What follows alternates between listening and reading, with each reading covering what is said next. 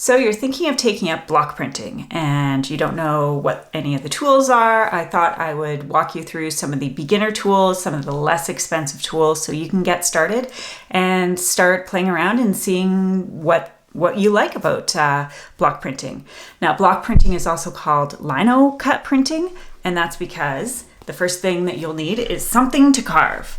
Now, this is called linoleum. And this is a Speedball brand, and this is unmounted linoleum. You can see this is the side that you would carve, and this side it's called a Hessian backing. It's kind of like a string rope-like thing to give it form. Sometimes you'll find this mounted onto a block and it'll be thicker. And this stuff's pretty inexpensive and generally fairly easy to get. This is Speedball brand. I think some other brands do it. There's this beige color. You can also get a gray color. And this is the traditional material that a lot of artists still use, or a lot of artists use. And it's inexpensive, easy to get. It's pretty great, but it can be a little bit harder to carve, especially if it's cooler where you are. Another option, and what I think is really great for beginners to use, is the soft cut. I have a couple different brands. They look quite similar. They look like they're the same color. This is Carve. I actually haven't tried this, so I can't say for sure if it's really great or not. But it is the soft material, which is a lot easier to carve. This is NASCO Soft Cut. It always comes to me unlabeled, so I have to assume that it's NASCO Soft Cut because that is what it says in on the websites. A lot of times it'll just say soft cut, but then different companies will use the term soft cut for other brands. So it's a bit tricky to get. But if you can get a hold of the NASCO soft cut, it is the better quality soft material. A third one, which I don't have any of right now, is the Speedball brand pink soft material. And that is probably, if you're a beginner and just trying out and just getting what you can get where you are, that's probably what you'll end up using. It's all over the place in North America, art stores, craft stores, those sorts of places will have it. It's not as good of quality as the NASCO soft cut. I don't know what they put in here, but it's just a bit of more solid feeling material, yet still really soft to carve. The pink soft material is easy to carve, easy to print, but you don't quite get as many fine details as you would with this NASCO soft cut. And you're not going to get as many prints out of it. There are some, I have right here, let's see. This is a little cactus that I've carved out of this NASCO soft cut material. I've used this to print probably 100, 150 times. And it's still printing as good as the day I first printed with it. It's stained. That's going to happen with your when you're printing, but that just isn't affecting it at all, and I can clean it, and so far so good with it. I wouldn't be able to get as many prints out of the pink Speedball, but it's still great to, as a beginner, and to get a few prints out of for sure. And if you're curious about what the lino looks like when it's carved, this is a bird and some peonies that I carved out of the lino, and I've printed. Yeah, it does stain, but that's no big deal. As long as you clean it properly, it won't cause any issues with future prints. And essentially, this is just what it looks like when it's carved. So that's the first thing that you'll need, is just something to carve. The next thing that you'll need is something to carve with. So this is a carving tool. This is probably, as a beginner, what you'll end up using. This is the Speedball brand, which is pretty easily found all over North America.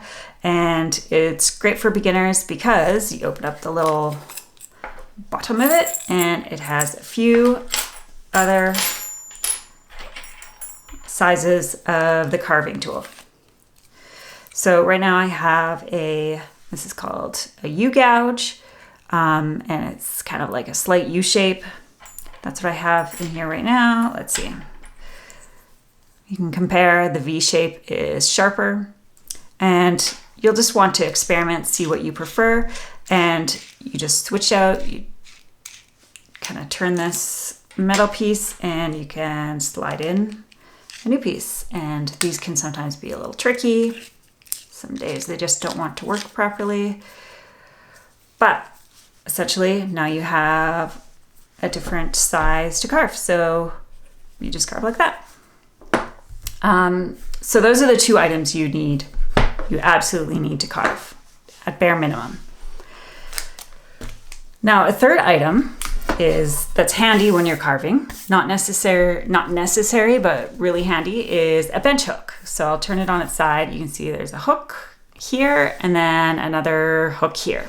And essentially what you do is you just butt it up, the one hook up against the edge of your table, and then this other one acts as a little wall. So you can put your lino on it and it gives you some leverage so you can push up against your carving tool and cut away from you. Always cut away from you. You never want to have your hand here because you'll cut yourself, which you really shouldn't do because usually you just bleed, but you never know when you're going to hurt yourself more than you want. So this gives you not only safety, but just gives you more leverage so you can actually push harder, which is particularly with this actual traditional lino is particularly useful to be able to push harder. Now those are all the things you need to actually carve. I'm just going to pull out this one that I've already carved. And we'll talk about the printing stage. So the printing stage, you need some sort of an ink. This is the Speedball block printing ink. It's water soluble, so it's really great for beginners because it dries really, really quickly. You can see what you've created, and it's ready to go within just a few minutes, depending on how humid or dry it is where you are. And it's really easy to clean up because it's water soluble. It's just water, bit of soap, and you're good to go. Now you need something to put your ink onto. The handy thing about this particular bench hook is that it's metal, so it can act as your a space for you to roll out your ink, but you can also use glass or plexiglass. Plexiglass is actually what I use now. And you can use some sort of like doubled up wax paper or that disposable palette paper. If you use something like that, you just want to make sure it's something that won't completely soak through to your table because you're not going to want your ink to get through, and you're going to want to tape down the edges because the next thing you'll need is a brayer. So this is a brayer. I brought a couple different ones. These are both Speedball. Speedball, again, if you're in North America, pretty easy to get. I use this one all the time nowadays. It's small, so it's really handy if I'm printing one of my small pieces here. So essentially what you use this for is you put the ink on here and then you roll it out.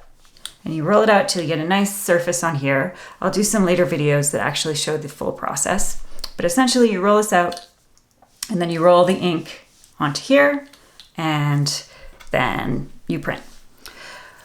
This one I like because it's soft. I find it easier to use a soft brayer than it is to use a hard brayer. Now, this is one issue with the Speedball is they get really sticky. And right now I don't have any ink on it, so it's sticking to everything. Once I have ink on it, I don't notice it at all. I haven't had any issues long-term with the stickiness, but it's just something to be aware of. I don't know exactly what causes it. It might be the soap that I use to clean, but it doesn't seem to actually cause any issues with the actual printing. So the Speedball soft ones I think are fantastic for beginners. If you would rather use a hard one, that's fine as well. Speedball has some. I have this one. As you can see, it doesn't squeeze like the other one does. It's a darker color. The issue with this one, I don't know if it's just mine. It's really squeaky. But you can ignore that and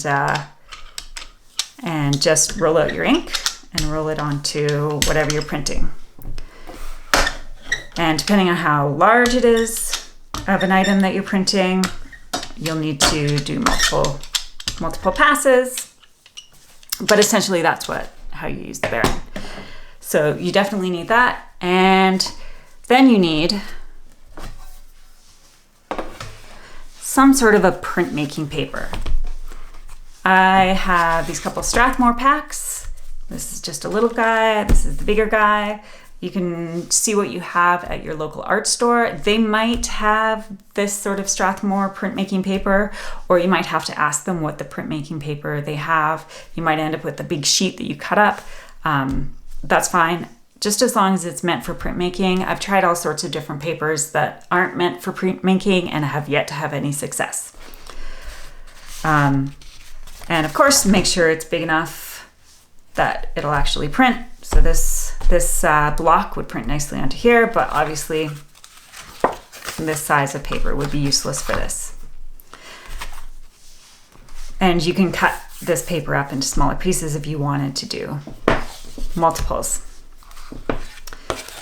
And the last thing you need is a baron. So a baron basically is this, and it's basically a hand press, you could call it.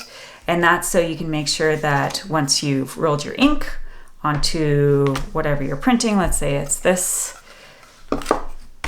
you roll your ink onto there, you take your piece of paper, you press it on top, and then you use this to press it.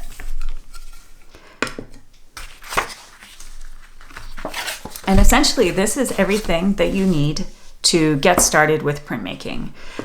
These are all the really typical things that you'll be able to find.